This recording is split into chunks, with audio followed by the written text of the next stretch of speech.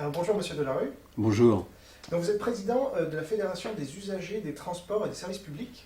Est-ce que vous pouvez nous présenter cette fédération en quelques mots? Oui, la Fédération des usagers du transport a été créée il y a déjà plusieurs dizaines d'années, essentiellement composée de banlieusards au départ, qui avaient de gros problèmes. Certains ont été résolus, d'autres pas. Et c'est une fédération qui a élargi son action à l'ensemble des services publics à l'heure actuelle. Alors, Enquête et débat mène une enquête sur l'accessibilité des métros, notamment pour les femmes enceintes, les poussettes, les personnes âgées, les touristes, etc. Et est-ce que vous avez déjà été amené à traiter ce problème et qu'est-ce qui s'est passé exactement? Oh, bien sûr, parce qu'en fait, les transports en commun sont adaptés parfaitement aux personnes qui sont jeunes, en bonne santé, les mains dans les poches, et à condition qu'ils circulent aux heures creuses, c'est-à-dire là où il y a moins de monde. Donc je plaisante un peu, mais ça veut dire que très longtemps, on n'a pas voulu faire d'efforts pour adapter les transports en commun parisiens, notamment le métro, aux mères de famille avec des poussettes. Ah non, non, non, qu'elles prennent autre chose, le taxi par exemple, aux personnes qui ont des valises lourdes, aux personnes âgées. Et j'ai cru comprendre que nous sommes de plus en plus nombreux dans ce pays, il y a des personnes âgées, même retraitées, il paraît que ça pose quelques problèmes, aux personnes qui ont des difficultés autres de déplacement. Tout ça, c'était pas intéressant du tout. Et donc le résultat, c'est qu'effectivement, descendre dans le métro par des escaliers, ça peut être la galère complète. Ne pas pouvoir entrer dans l'autobus par ailleurs, qui pourrait être un moyen également de transport à développer, parce qu'il est plus facilement adaptable. Donc on s'est rendu compte que rien n'était fait. Et il y a même une époque où on disait personnes handicapées, transport pour handicapés, personnes valides, transports normaux. Et entre les deux, il y a toute une grande catégorie de personnes qui sont, encore une fois, les mères de famille, alors soit enceintes, soit avec des bébés avec une poussette, les personnes qui transportent des valises pour aller à la gare, prendre le train, il paraît qu'il y a des gens qui vont en vacances quelquefois ou en déplacement, les personnes âgées bien sûr, et les personnes qui ont une certaine difficulté à marcher. Donc tout ça exclut. Alors des efforts ont été faits depuis quelques années. Par exemple, vous avez remarqué que dans certaines stations, il y a des portes spéciales qui sont plus larges et qui peuvent être ouvertes à la demande. On a mis également dans quelques stations des plans inclinés pour permettre donc de faire circuler sa valise ou autre chose plus facilement. Mais dans l'ensemble, on est encore très loin de compte. Alors justement, c'est intéressant que vous parliez des plans inclinés parce que ça nous paraît être une des solutions les plus facilement adaptables, en tout cas les moins chères. Est-ce que vous avez une idée du nombre de plans inclinés qu'il existe en pourcentage à peu près des escaliers parce que la plupart des stations ont des escaliers.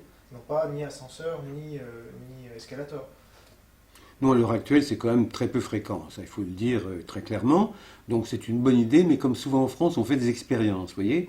Et pour passer du stade de l'expérience au stade de la généralisation, il faut attendre des années et des années. Donc je crois qu'il est extrêmement utile de lancer une campagne, à la fois les associations bien sûr, mais les médias, sur le thème « Les transports doivent être adaptés le plus vite possible à tous ceux qui ont besoin d'une aide pour arriver jusqu'au métro ».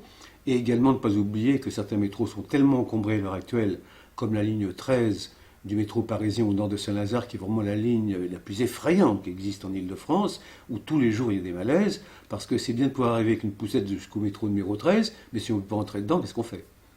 Certes. Alors, nous, on a voulu lancer cette enquête parce qu'il nous paraît qu'il y a deux solutions assez simples à mettre en œuvre, et on aimerait avoir votre réaction là-dessus. Et on se demande bien pourquoi elles ne sont pas mises en œuvre pour l'instant. Alors, la première, donc on en a parlé, ce sont ces plans inclinés, hein, ces rampes, je ne sais pas comment Tout à fait, oui. Et la seconde, ce sont des gens qui seraient payés, comme on a eu les emplois jeunes. Bon, là, on pourrait avoir des gens qui sont sur les points noirs, les plus denses ou nécessitant le plus d'aide, et des gens qui feraient la montée, la descente des escaliers, bon, finalement toute la journée comme un déménageur, mais ça soulagerait énormément les gens.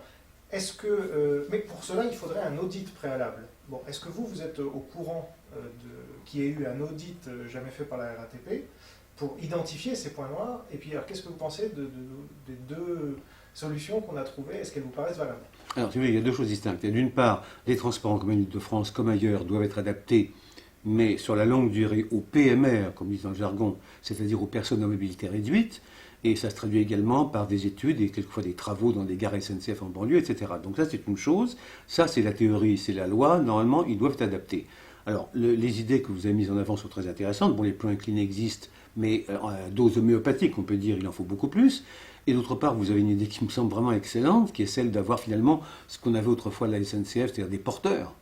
dans les gares qui puissent effectivement aider les personnes à porter précisément valises ou poussettes là où il n'y a pas d'autre moyen d'accéder au métro. Ce sont d'excellentes idées, ça ne coûte pas très cher et je vous rappelle quand même que la RATP et aussi la SNCF et surtout les RATP savent faire appel à des personnes extérieures. Lorsque par exemple il y a une grève et qu'il n'y a qu'un tiers des RER qui fonctionne, eh bien vous avez un certain nombre de jeunes qui sont sur les quais pour essayer de faire en sorte que les gens entrent dans le RER sans se faire écraser et sans tomber sur les rails. Donc je crois qu'effectivement, si on peut le faire en cas de grève, on peut le faire de manière générale pour toutes les personnes qui ont besoin d'un coup de main pour accéder au métro. Et ça créerait de l'emploi en plus.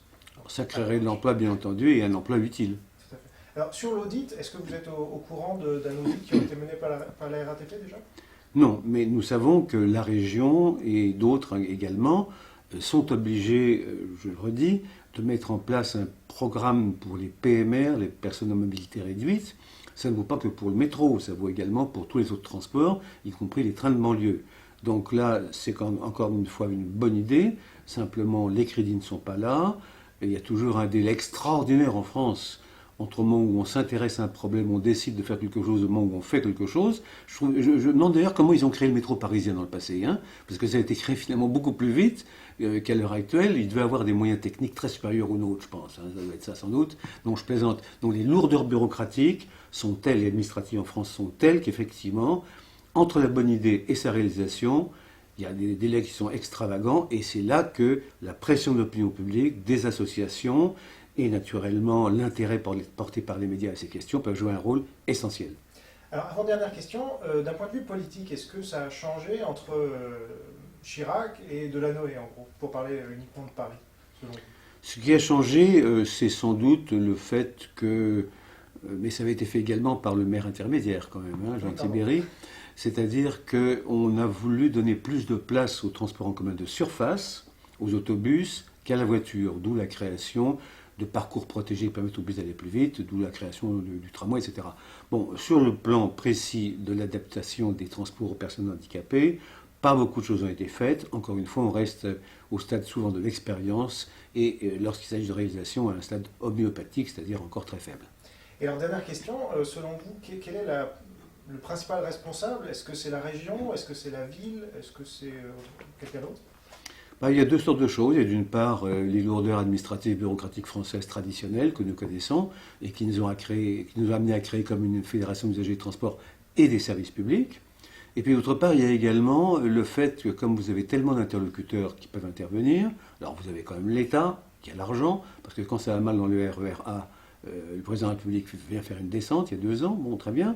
Vous avez bien sûr la région, il y a les départements, il y a la SNCF et les RATP, dont l'actionnaire, entre guillemets, principal, ou unique, c'est quand même l'État également. Donc pour arriver à mettre tout ce monde là d'accord, c'est vraiment la galère.